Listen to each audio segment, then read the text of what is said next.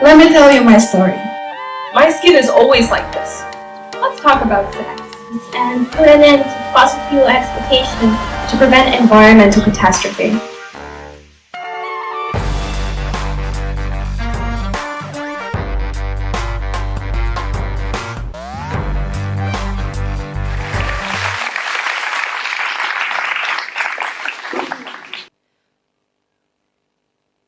When my brother was 3 years old, he had this routine of getting up early, walking into my parents' bathroom, and then getting really upset. And he kept at this for ages until one day he asked my mom, "Mom, why do you cover yourself with chocolate?" So my brother thought that my mom was covering herself with chocolate powder. He said, "My skin is like this, Coralie's skin is like this, and Dad's skin is like me. But you cover yourself with chocolate. Don't you like your skin?" And so after a while, she gave him some tissue to wipe her skin. And no matter how hard he wiped, nothing came off. So he then accused her of putting on the chocolate the night before. To which my mother simply said, "My skin is always like this." As for me, I did notice that my mom's skin tone was different from mine, but I never said anything. Whenever we travel, my dad, my brother, and I would be in one line at customs, and my mom would be pulled aside, and she'd join us afterwards. And I thought nothing of it until one day I was speaking with friends, and no one knew what I was talking about. Turns out, whenever we were at customs, my mom would be asked by officers whether my brother and I were her biological children, to which she would pull out photocopies of our birth certificates as proof. Apparently, people couldn't see how we were related because our skin tones and parts of our faces looked different. When I was 7 years old, I learned that the smarter word to use was race. And I remember at that time thinking, what does skin color have to do with running? So fast forward 10 years later, and I decided to do a lot of research and a lot of thinking about race. And here's what I found. Race is a new concept. During the European exploration period, Europeans discovered new wildlife, while taxonomy, the classification of plants and animals, also became popular. Now, as Europeans discovered new lands, they discovered people who lived in those lands who came in different colors, shapes, and sizes, and so began the classification of people into different categories. Carolus Lianis divided humans into 4 categories. The white European, the red American, the yellow Asian, and the black African. Johann Blumenbach later divided humans into 5 categories. The Caucasian, the American, the Mongoloid, the Malay, and the Ethiopian. Unfortunately, other researchers took these ideas and began to evolve them to encourage what we now call racism. Race scientists, as they were called, began to turn the idea of race from a question of classification into a biological justification for mistreatment. Race was determined by skin color, skull size, and facial features, and were considered the group differences in morality, personality, and intelligence, thus creating the stereotypes we all know of today. For example, Black Africans were once considered to have low morality and low intelligence, but were unusually strong and felt little to no pain, which was why they were used as slaves. Unfortunately, findings like these were used to justify discrimination, segregation, and genocides, like the Holocaust.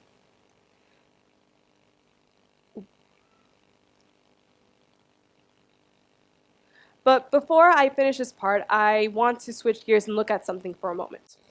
So, in taxonomy, when a species is discovered, that species should demonstrate distinct qualities from other similar species. So what makes humans different?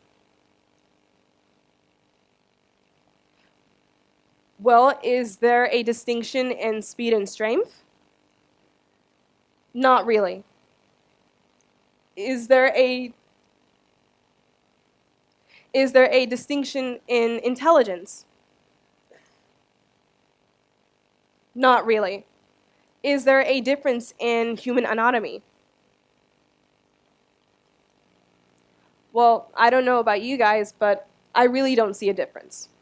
So, okay, there's not really a distinction between humans, but what makes all of us look different? Well, did you all know that there's not a single gene that dictates your race or how you look? Every single physical part of you, including your skin color, is determined by separate genes, which are later influenced by your environment and lifestyle choices. All the genes found within a population is called the gene pool, and the degree, or the amount of which a common gene is found within that pool, is called the gene frequency. Now, these frequencies aren't set. As the frequencies change, so does the expression or the physical manifestation of these genes change. And they are also influenced by factors such as migration, immigration, and geographic location.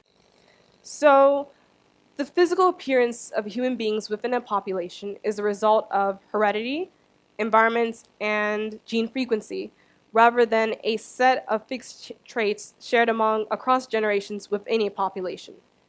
This is why some populations have more diversity and some have less, and this is also why we may or may not look like our parents. For example, this baby was born in London back in 2010. These are her parents, and these are her siblings. And it's been proven that she's neither albino nor is she suffering from any pigment condition. These twins are full twins, and their parents are both mixed. And they still look like this today. These two twins took their looks from each of their parents, while their siblings vary between their two extremes. And we see things like this occur again and again. Now keep in mind that this can happen to anybody, including myself and all of you. Let's look at the girl in this picture. Raise your hand if you think she's white. Raise your hand if you think she's black. Raise your hand if you think she's mixed. Sandra Lang was a child who grew up during apartheid in South Africa. When she was 10 years old, she was expelled from her school because she was colored. Her parents, who were outraged at the decision, demanded that she be reclassified. These were her parents.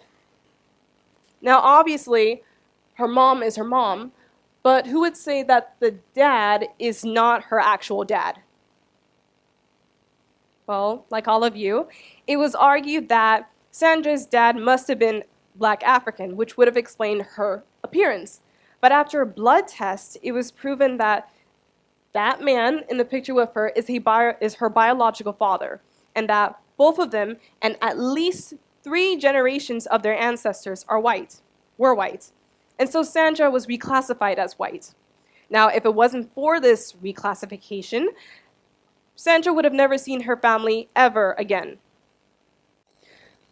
Quick question, how many of you are Irish or have Irish ancestry? Well, not so long ago, you guys would have been placed in the same social category as Black people who received poor treatment socially, politically, and economically. You guys were believed to have been originated from Africa, like Black people, and were believed to have very low intelligence and very violent tempers, among other horrible, harsh stereotypes. You guys were also resented by white people because you guys were Catholic and supposedly stealing jobs and lands. But today, you guys are white. How many of you are Mexican or have Mexican ancestry? Well, not so long ago in the United States in the 1920s, you would have been classified here as white. But in the 1930s, you would have been classified as Mexican and not white. But then in the 1940s, you guys were white again, and you guys stayed white until the 1980s.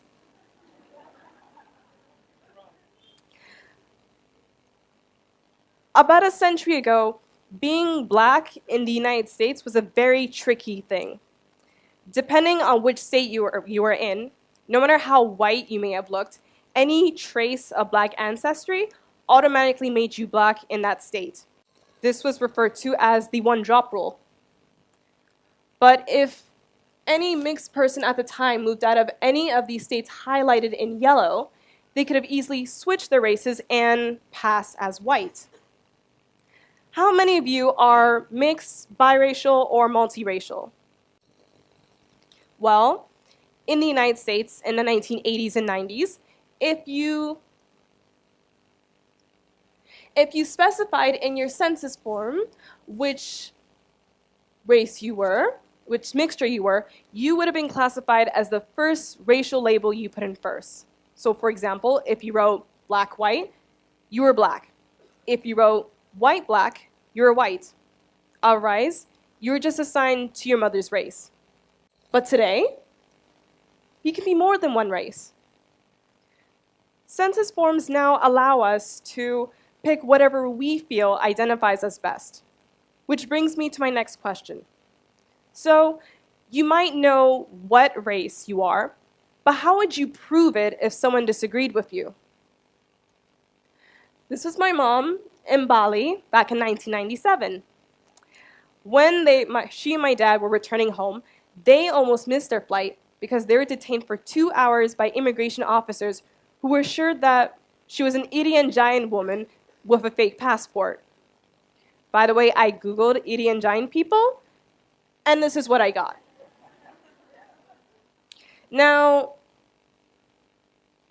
my mom's not Indonesian, but as a lot of you might figure, she can pass as one here if she wanted to. Just like if my mom was actually Indonesian and back in the United States, she could pass as black if she wanted to. Either way, simply due to her appearance, location, and perception, she could have blended in either way. Just like these people may look white, but are actually Kalashi people from Pakistan. And these people may look like African, but are actually Jarawa people from Bengal, India. Yes, India. So we think we know, but we really don't have any idea. On another note, I remember a few years ago, a group of Nigerian women once asking my mom where in the Caribbean she was from. And not wanting to appear snubby, she said that she was African. To which they corrected her saying, "You are not African." And I noticed ever since, she made it a point to say African descent. Now this stayed with me because it made me wonder, okay, so we're allowed to choose our identity, but at the same time, it's already imposed on us. So do we really have the freedom to choose how we look at ourselves? Or is that already predetermined by history and ignorance? The truth is, there is no natural racial divisions among humans, as there's only one actual human, one race, Homo sapiens sapiens, the human race. And I'm not the only one who came to this conclusion. After World War II, UNESCO released statements known as the race question, explaining that race is not a biological concept, but a social one, and declared it a myth. Using race to identify and address ourselves and each other is a serious misapplication of a scientific term that has brought nothing but division and destruction amongst ourselves as a species. We should strive to stop using race as a form of identification. Now, does this mean that we should pretend that everything in the past never happened? Absolutely not. Is what I'm saying today the cure to all racial tension? Not really. But I believe that in order to move forward as one race, we need to acknowledge our mistakes, learn from them, and detach ourselves from them. Otherwise, we'll be stuck in the same vicious cycle we've been in for centuries. Now, I want you all to do something for me right now. Look around in the room and look for someone whose race you cannot identify. Now, once you find that person, instead of trying to categorize their appearance, I want you to look at them as a person. Look at their body language, their facial expressions, anything that hints at their personality, interests, and whatever is going through their head. Now, once you do that, I want you to look for someone whose race you can identify in the room and do your very best to do the same exact thing. I challenge everyone in here to do this for the next 30 days and just see what happens. I could go on about this for hours, but I'll just leave you with some words from Rumi. I am not this hair. I am not this skin. I am the soul that lives within. And I would like to add some words to that poem.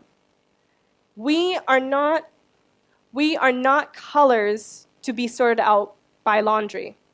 We are all human. So color me human. Thank you.